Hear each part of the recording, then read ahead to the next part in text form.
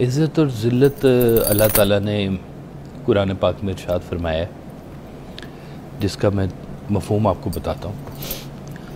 اللہ فرماتے ہیں کہ میں جسے چاہتا ہوں بادشاہت دے دیتا ہوں، واہ، اور جسے چاہتا ہوں بادشاہت چھین لیتا ہوں، اور میں ہی ہوں جو عزت بھی عطا کرتا ہے اور ذلت بھی عطا کرتا ہے۔ بے شک۔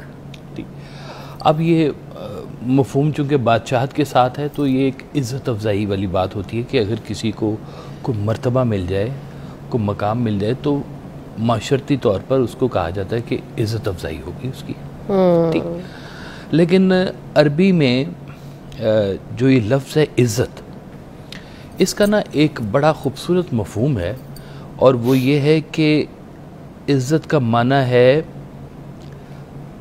سخت زمین، ٹھہری ہوئی زمین، کہ یہ جو عزت جب اللہ کی طرف سے آتی ہے نا تو یہ ٹیمپریری نہیں ہوتی ہے، ٹھوس ہوتی ہے، رہنے والی ہوتی ہے۔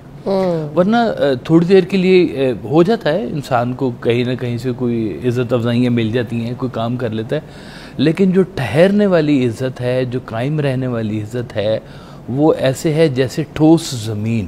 اس طرح سے اللہ تعالیٰ نے اس کو ارشاد فرمایا۔ اچھا، انسان اس بات کو کیسے جج کر سکے گا، اس کو کیسے پتہ چلے گا کہ یہ والی جو عزت مجھے ملی ہے کسی بھی کام سے، کوئی حرکت سے، تو یہ جو عزت میں پا رہا ہوں یہ وہ عزت ہے جو مجھے اللہ کی طرف سے ملی ہے، جس میں اللہ راضی ہے؟ جی بالکل۔ اس کا کیسے فرق پتہ چلے گا؟ یہ ایک مضمون ہے جسے کہتے ہیں عزت اور آزمائش، کہ اللہ نے آپ کو کوئی مقام دے دیا، اب یہ عزت افزائی تو ہو گئی، لیکن اگر اس مقام کے اندر ہدایت موجود نہیں ہے، جو اللہ کی طرف سے ہدایت یافتگان جنہیں کہا جاتا ہے کہ اللہ کی طرف ہدایت ملنا، وہ اس کا کام بتا دے گا کہ اگر یہ اس عزت افزائی کو وہ اللہ کی مخلوق کے لیے، اس کے چاہنے والوں کے لیے اگر وہ مصرف اس نے بنا لیا ہے تو اس کا مطلب ہے یہ آزمائش نہیں، یہ واقعی عزت افزائی ہے اللہ کی طرف سے۔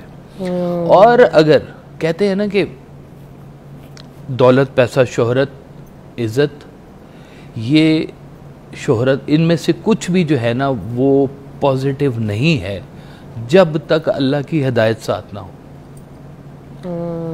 کچھ بھی پازیٹیو نہیں ہے جب تک اللہ کی ہدایت ساتھ نہ ہو۔ یہ سب چیزیں شر پیدا کر سکتی ہیں اگر اللہ کی ہدایت ساتھ نہ ہو۔ تو جب اللہ تعالیٰ آپ کو کہیں سے عزت افزائی مل گئی، اب عزت افزائی ملنے کے بعد آپ نے اس مقام کو یا اس مرتبے کو پرسنل یوز کے لیے استعمال کرنا شروع کر دیا، یا اپنے نفس کی خواہش کو پورا کرنے کے لیے استعمال کرنا شروع کر دیا، تو یہ اب عزت نہیں ہے، یہ آپ کی آزمائش شروع ہو گئی ہے۔